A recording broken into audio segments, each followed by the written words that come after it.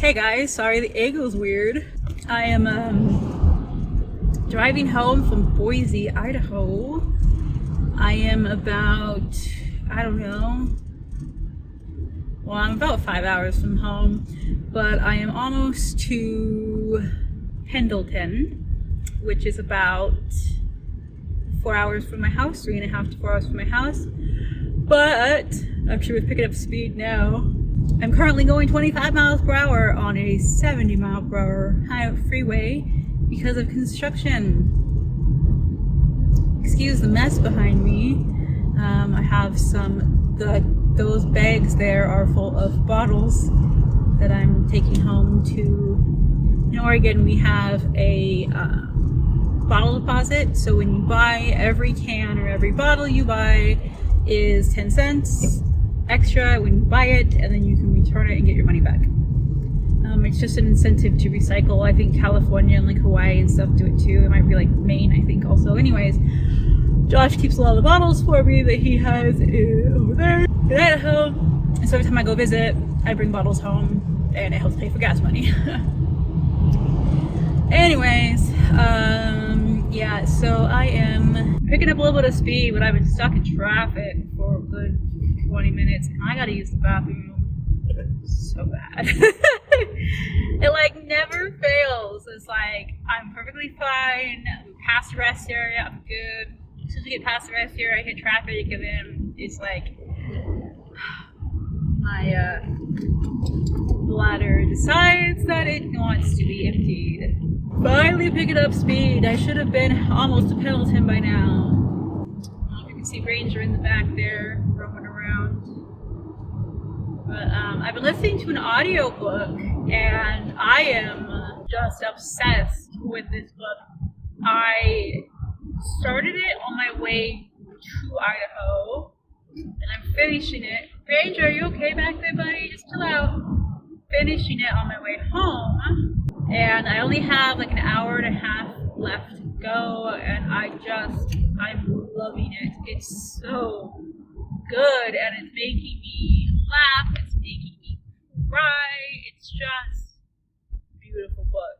It's called Pharaoh's Daughter, and it's by Maysu Andrews. It's the first time I've read any of her books. She does a lot of biblical fiction, like historical biblical fiction. This one specifically is about the woman who rescued Moses and raised him as her own child from the Nile. Rescued Moses from the Nile and raised him as her own child. There you go. And, oh, it's so good! Obviously, it is fiction, but it's a take on a true story. And the author, did her best to keep it true to scripture. Ranger, settle, baby. I know. He's getting anxious because he doesn't like it when we're like stop go. He gets really upset. Oh, I don't know if y'all can see, but there, where I'm pointing, right there, he chewed up my car.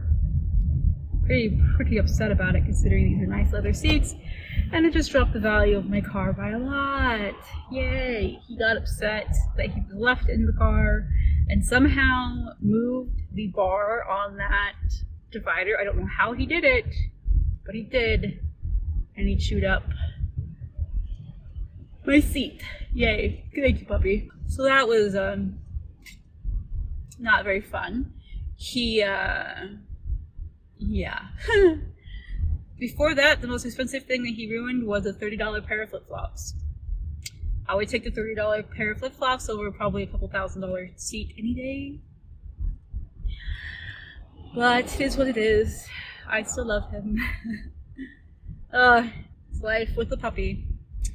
Yeah, so this book, oh my gosh, I am in love with this book.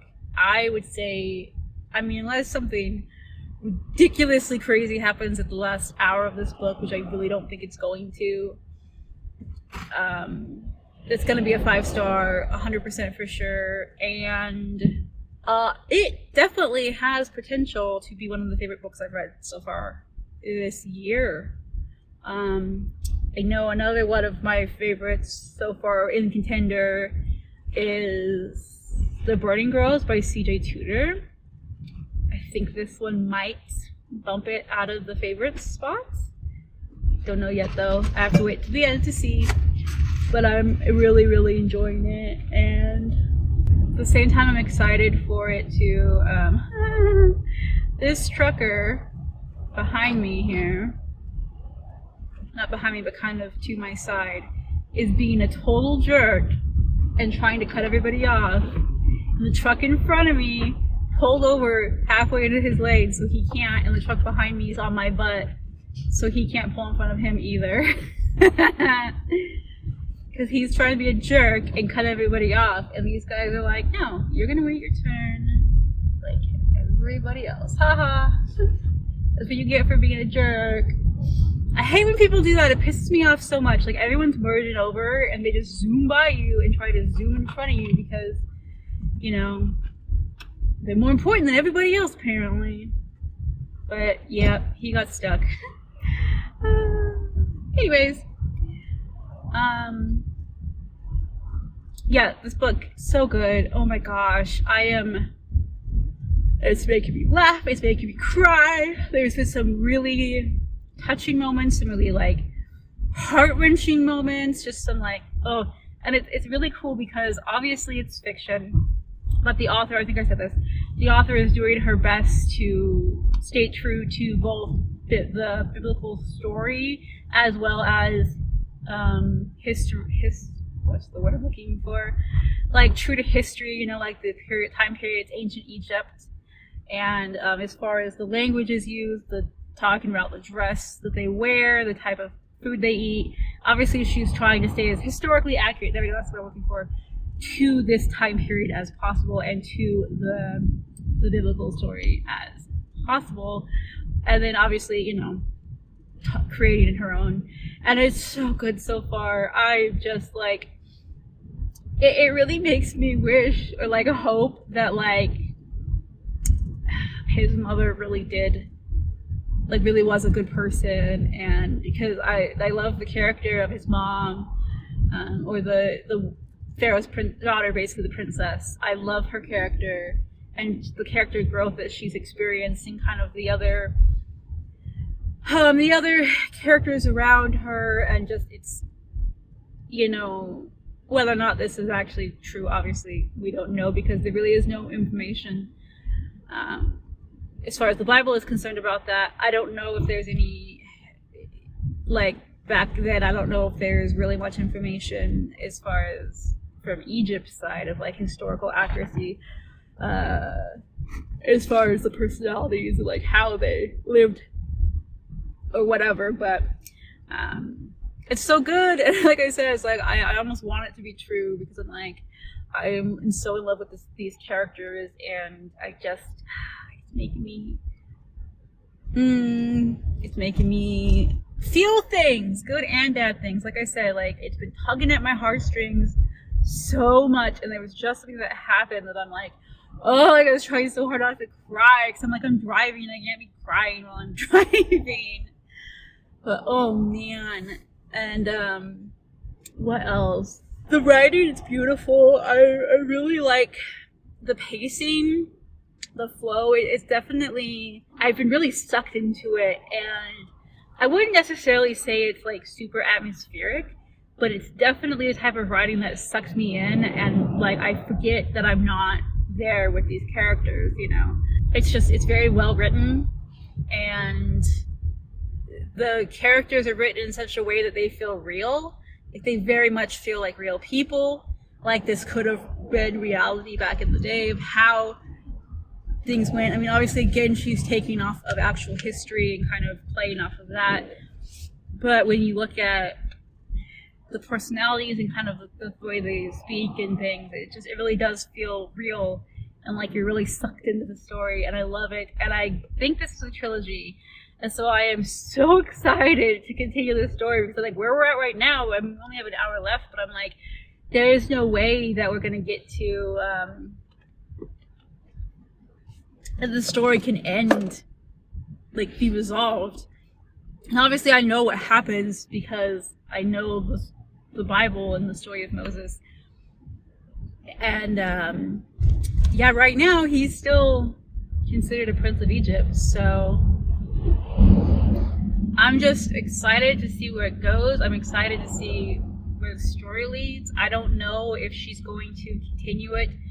I mean, I would guess because of the trilogy, she would continue it into when the Israelites are freed, and like talk about all of the plagues, and when Moses left and came back and like said, free my people or whatever. I'm guessing that's where it's gonna go. I don't know where the third book is gonna end, like if it's gonna end. Really? Wow. You're a jerk, dude.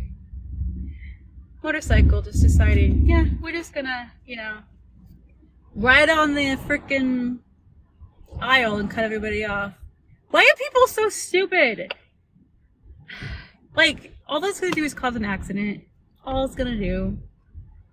He's right on the shoulder of the road, but there's really not much room on the shoulder here on the freeway. And he's just riding along, cutting everybody off. People are stupid. And again, all it's gonna do is cause an accident, because then people are trying to cut people off, and I'm like, you're not gonna get there any faster, bro. Like, construction's construction. It's not like you can like skip the line and people drive me crazy.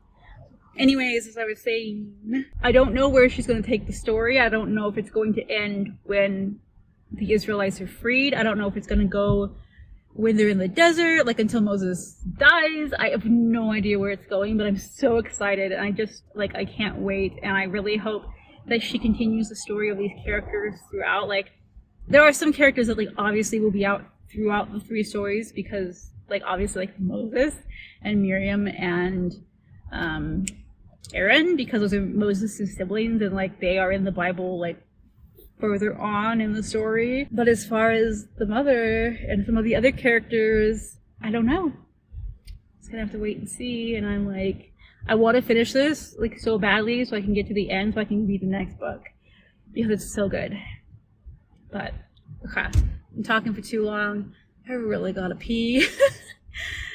I should have been in Pendleton by now. I should be on the other side of Pendleton by now. This is probably gonna make, I'm guessing this is gonna add at least an hour to my trip, which sucks, because I'm already not gonna get home until like 9:30.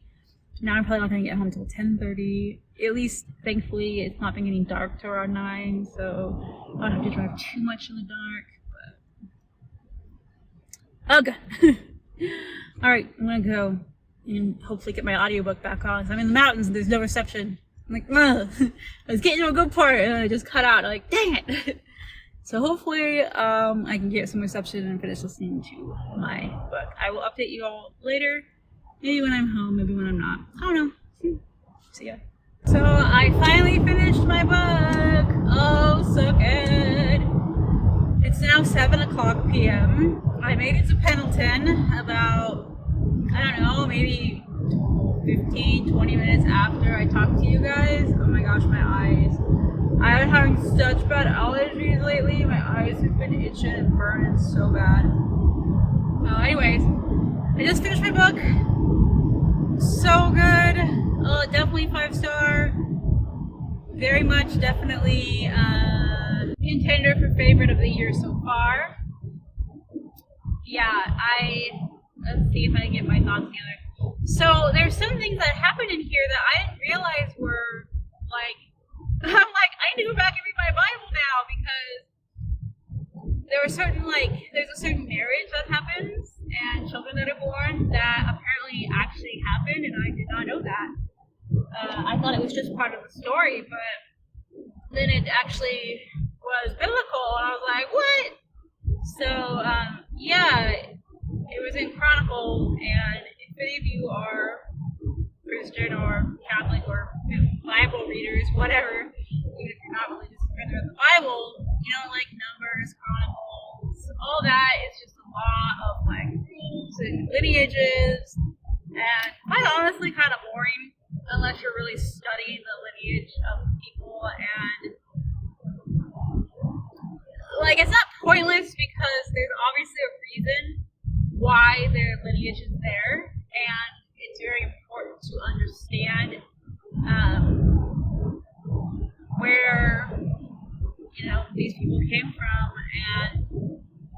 through Jesus and stuff, like his ancestors, like who he was descended from. And it is important, apparently, too, to the story because there was a marriage that happened, like I said, and I was like, I had no idea, but it talks about it in the Bible.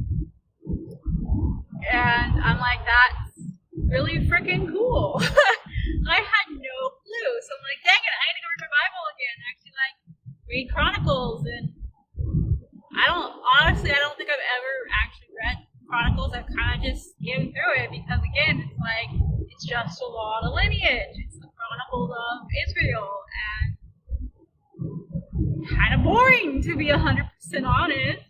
So now I'm like, shoot, I need to go back and read this, and now I can like follow the story and see like, okay, this person was married to this person, and that's where this kid came from, and these families, and I don't know, it's really cool. I think reading biblical fiction or watching like the TV show The Chosen.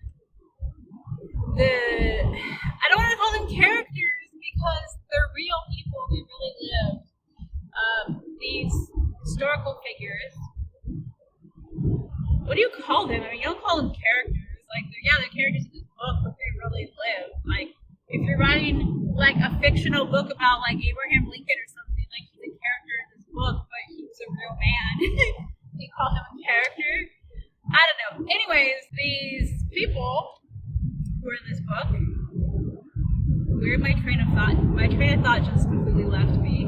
So, like, in The Chosen, if you have not seen The Chosen, even if you are like an atheist and don't care, I highly recommend going watching this because even if you don't believe in Jesus or whatever, the Bible, the execution of the show is phenomenal. The music, the acting, the costuming, the set, everything is so good.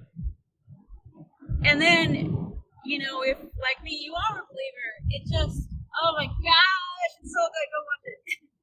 Anyways, the reason I'm talking about that is because I feel like that show really brings these people to life. But like, sure, like, you know, I've been a Christian my whole life. I've known the Bible since I was a tiny kid, Bible stories and everything. And you really tend to like, at least I do, and I'm sure a lot of people do this, you do tend to look at them like they're characters on a page. You don't really think that they were like real human beings who had real emotions and did real things, you know? And like, yeah, I mean, conceptually I know that. But to me, it's always just been like a story. It's like, I know it's a true story, but it's so far removed from me here and now that it's hard to picture them as real people that had real lives and all this stuff. And so like that show really brings these people to life and like makes you like realize like, wow, like that is true life. It's really happened. And same with this book and like biblical fiction in general, but especially this book. Man, it really brings these characters to life and makes you feel for these people and makes you feel like you're there, you know, and it allows me to, when I'm reading my Bible, allows me to connect more to the stories in the Bible and connect more to God and his people in the past and like ancient history, you know? Talking about the Israelites, talking about the Pharaohs. I mean, there's a lot of debate with scholars about when Exodus happened, when who was Pharaoh at the time, Moses was, what Pharaoh was the one that commanded the boys to be thrown into the Nile. There's like two different time periods that it could be that theologian, historian, Bible people believe like it could be two time periods. And the author, through kind of study of her own and biblical reference, picked a time period where King Tut actually was the Pharaoh at the time of, he was the Pharaoh that commanded the Israelite babies be thrown into the Nile. And so if you guys are unfamiliar with the story of the Bible or unfamiliar with this in Egypt, I mean, I'm sure that Egyptologists can tell you, like, it's not just a story. history. This really happened. Like, I don't believe the Bible's a fairy tale, but if you look at it, like it is an actual historical record that is compatible or like with other historical records from the same time period. Anyways, whole other topic. So this author put it to the time period where it would have been King Tut, who was the one who commanded the babies to be thrown into the river, and so Moses would have been born in the time of King Tut's rule, which is really interesting. I guess I always kind of figured that like the Exodus was way before that. Which obviously it could be, no one knows for sure, obviously. But there are speculations, like I said. It's interesting, like I said, it really brings these people to life and these stories to life in a way that, like, before I was just like, yeah, it's just a story on a page. But even though, like I said, like I know in my heart, like my head that it's real, like I believe these people existed. Like there is outside of the Bible, these people existed, obviously. That's good. But when it comes down to it, it's literally ancient history, and sometimes it's hard to visualize these people as real people who really lived and had real lives and did real things. And this book really just brought that to life and made it talked about these characters from history in a way that's really interesting. And I've always been fascinated with ancient Egypt, everything about it. And King Tut obviously is one of the most famous pharaohs. He was a boy king, and so it talks about his story, talks about his death, how he was sabotaged, and all that, and kind of how that plays into what happens with the Hebrew story and the slaves, and kind of where their story merges. And Pharaoh's daughter, like in this story, Pharaoh's daughter is Tut's sister, because King Tut never had a child. It is known that his sister wife, he married one of his sisters. She had miscarriages. That is obviously recorded in history. Never had children, and he died young. And so it would have been, if you're following it correctly, like the author said, it makes sense that this woman who was Pharaoh's daughter would have been Tut's sister, because Tut never had children. So it would have been Akhenaten, I think, is King Tut's dad. It would have been his daughter, who was the one who Moses from the Nile. If obviously the time period is correct. And I just found that really super fascinating. And I never thought about that before. You always feel like Ramesses. If you watch Prince of Egypt, think of Prince of Egypt, right? I'm sure a lot of people have seen that. Amazing movie. Brilliant movie. But the Pharaoh at the time, of this, when Moses was telling Pharaoh to let people go, that was Ramesses. And so, I don't know, I just always assumed Ramesses, but Moses was 80 years old by the time he came back to free the people, or free his people. So I don't think that Ramesses was king the whole time. He would have been really freaking old. I know people lived older back then, lived a long time back then, but anyways, I just really enjoyed it. I really, the writing was very good. Like I said earlier, I think the pacing was wonderful. You do jump forward in time quite a bit, so you start off when Pharaoh's daughter is 5 years old. It starts off with her as a child, and it jumps all the way to Moses being 18, I think. It ends when he's between 18 and 21, I think. I can't quite remember what the time period, what it says, but it skips forward 5 years here, 3 years there, 8 months at the end there. So you kind of live through the whole period of this woman from being a young child, getting married off, finding Moses, growing up, like having Moses grow up with her, and all of the things that happened. And then obviously, you know, like you have the change of regimes, change of pharaohs. Things happen, people get killed, alliances change, really messy stuff, and it goes through all of that.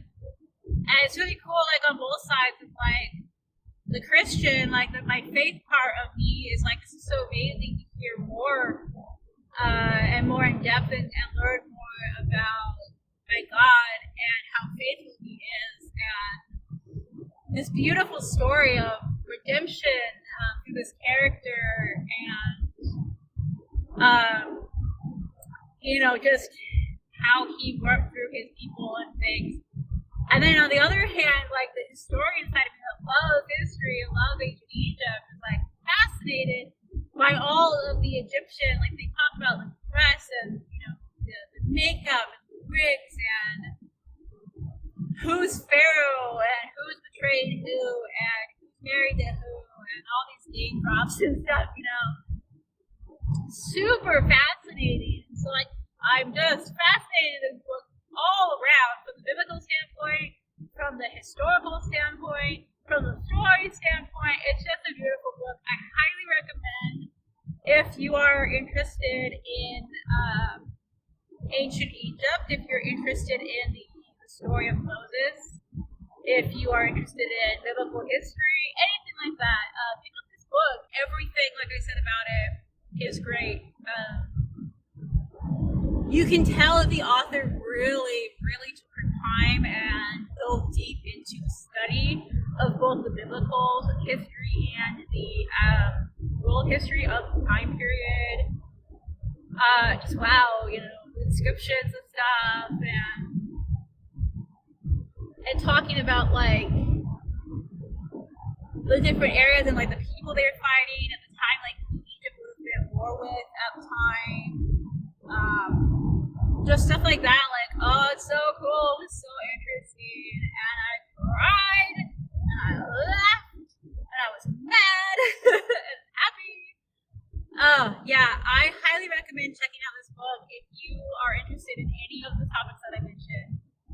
I'm definitely going to continue. This is a trilogy, so I'm definitely going to read book 2 and 3 as soon as I can, because, I need more. And I'm definitely going to read more by this author because, wow, if her other books are this good, yeah, I'm definitely picking up all of her work because amazing. So yeah, I am, let's see, 7:20, coming up to the John Day, actually, probably about an hour and a half from my place, about, or so, maybe.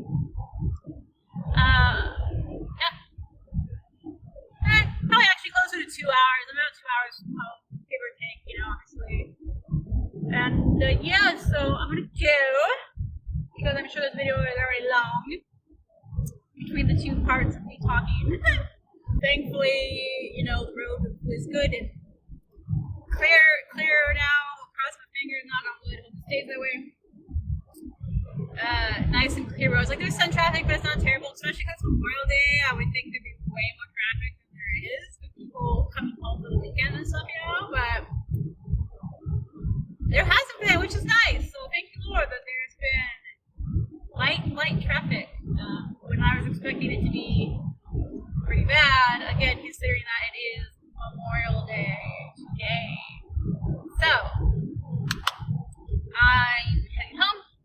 I don't think I will update you in this vlog. This is probably just going to be a single vlog. I hope you can hear me okay. I hope I don't have distractions from the video because you can't hear me with the road noise. That would really suck. Oh, it's a rock. It's a big rock, or like a weird rock formation. It looked like a cow for a second. I was like, what is a cow doing there? Like, it shouldn't be there. Like in between the freeway. Like, definitely should not be a cow there, but it was just a rock. Out of mind. Anyways, I don't know if you guys can see. I'm gonna try and turn this camera. I don't know how else it's work.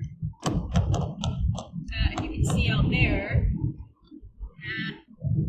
Hang on. It's not. Yeah, I can't. Anyways, I was gonna try and show you the Columbia River. I don't know if you can kind of see it there.